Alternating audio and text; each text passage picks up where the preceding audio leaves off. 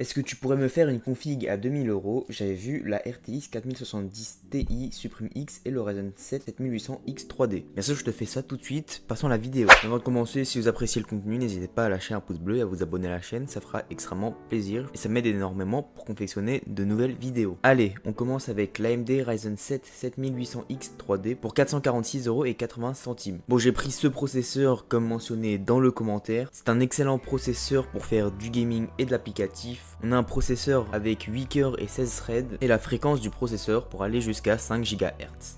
Donc on l'accompagne ici avec la MSI B650 Gaming Plus Wi-Fi pour 193,88 €. Ici nous avons une très bonne carte mère avec l'antenne Wi-Fi comme vous le voyez ici sur le côté. On a une petite carte mère très rudimentaire, on n'a pas d'option en plus. Elle sera juste très bonne avec le processeur qui n'aura lui non plus pas besoin d'options quelconques en plus. Pour refroidir ce processeur, j'ai décidé de prendre l'Arctic Liquid Freezer 2 en 240 mm ARGB pour 99,20 €. Ici, nous avons un excellent water cooling pour refroidir les processeurs, puisque celui-ci offre de très bonnes performances. Je pense qu'en termes de rapport qualité-prix, il se situe dans les meilleurs water cooling du marché. Si vous voulez savoir est-ce que le water cooling est compatible avec de l'AM5, j'ai fait quelques recherches, et oui, il est compatible avec l'AM5, avec le LGA 1700 aussi. On verra pour plus tard pourquoi je dis LGA 1700.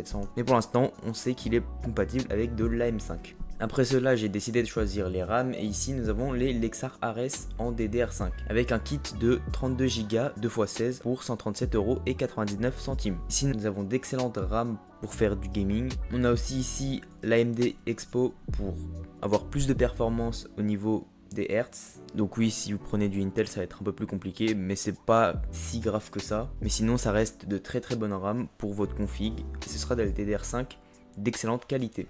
Pour le SSD, j'ai choisi le Crucial P3 Plus à 1 Tera pour 76 €. Ce sera un excellent SSD en Gen 4, même s'il fait partie de l'entrée de gamme des Gen 4 comme vous le voyez. Il sera toujours très bon contrairement à son petit frère le P3. Comme boîtier, j'ai décidé de vous prendre le Corsair 4000D Airflow pour 99,90 €. Bon, celui-ci, je vous le présente plus, c'est un excellent boîtier en ATX. Si on regarde de plus près le boîtier, il est à 99,90 €. Alors là, comme vous voyez, c'est à 94 €, mais c'est pas vendu par Amazon, mais par Infodiscount.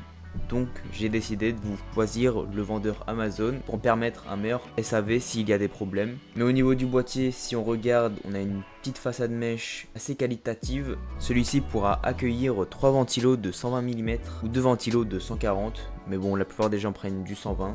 Et derrière, on a un petit ventilo de 120 mm qui est déjà fourni. Et j'ai oublié de préciser, mais devant aussi il y a un ventilo, donc ça fait 2 ventilos fournis sur ce boîtier, ce qui est un peu problématique pour l'airflow. Donc je vous conseille, moi derrière, de prendre un petit pack de ventilos. Et ici je vous présente les Arctic F12 pour 31,99 €.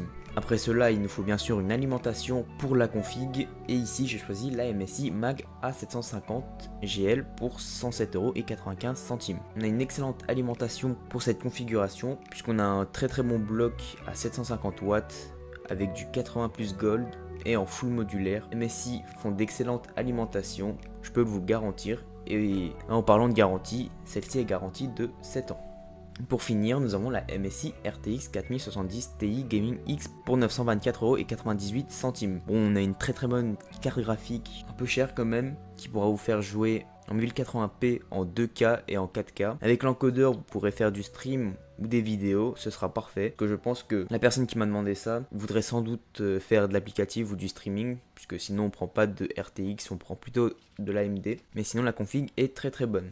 Bon, vous auriez dû remarquer, mais on dépasse les 2000 € et on arrive à 2118,68 €. Donc j'ai voulu respecter la demande de Maxime Rodin, donc j'ai mis les composants qu'il voulait. Ça, le Ryzen 7 7800 X 3D et la RTX 4070 Ti. Bon, il n'y a plus la version Supreme X, mais la Gaming X est une gamme tout aussi équivalente. Donc là, on dépasse à peu près de 118 € de ce qu'il a demandé. Et je vais conseiller quelques alternatives pour avoir un prix de 2000 € tout en ayant les mêmes, voire plus de performance que cette config. Premièrement, nous allons changer de processeur et de carte mère. Et ici, je vous conseille le i5 14600KF pour 319,99 €. Alors certes, le processeur est un peu moins bon que le Ryzen 7 7800 X 3D, mais celui-ci ne reste tout de même pas en run puisque on a vraiment moins de 10 FPS de différence en fonction des jeux. Donc moi je trouve que ce i5 est plutôt équivalent au Ryzen 7 7800X 3D. Donc on peut déjà faire une baisse de prix de 120 € environ, ce qui est non négligeable. Puis nous avons, du coup, faut changer de carte mère, ici la MSI B760 Gaming Plus Wi-Fi à 166,54 €. Une très bonne carte mère qui a le Wi-Fi. On a de très belles protections sur les ports USB, ce qui est très cool à avoir. 4 slots de RAM comme d'habitude,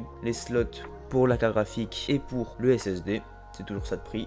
Un petit deuxième au cas où si vous en avez besoin. Et nous avons aussi un prix plus bas puisque nous avons environ 30 € de moins, ce qui est excellent. Et pour finir, la dernière alternative, si tu veux que faire du gaming et t'as pas envie de faire d'applicatif, seulement ton but c'est de jouer aux jeux vidéo, je te conseille la RX 6900 XT pour 849 €. Ici on a une excellente carte graphique pour faire de la 4K principalement, du coup il te faut un très bon écran pour cette carte graphique. Celle-ci est largement meilleure que la RTX 4070 Ti, mais bien sûr ce sera plus compliqué avec l'encodeur qui est toujours pas au point, contrairement à celle des RTX. Donc là, juste en changeant le combo processeur et carte mère, on baisse déjà de 150-160 €, et ce qui revient à nos prix qui est de base de départ 2000 €. Et là, bon, si vous voulez, vous pouvez encore baisser de prix de 100 € pour de meilleures performances en jeux vidéo. Mais si vous voulez l'encodeur Nvidia pour faire du stream principalement ou d'autres choses en termes d'applicatifs, je vous conseille de prendre la RTX 4070 Ti. Donc voilà, c'est tout pour cette vidéo. J'espère qu'elle vous a plu. Si c'est le cas, n'hésitez pas à lâcher un pouce bleu et à vous abonner à la chaîne.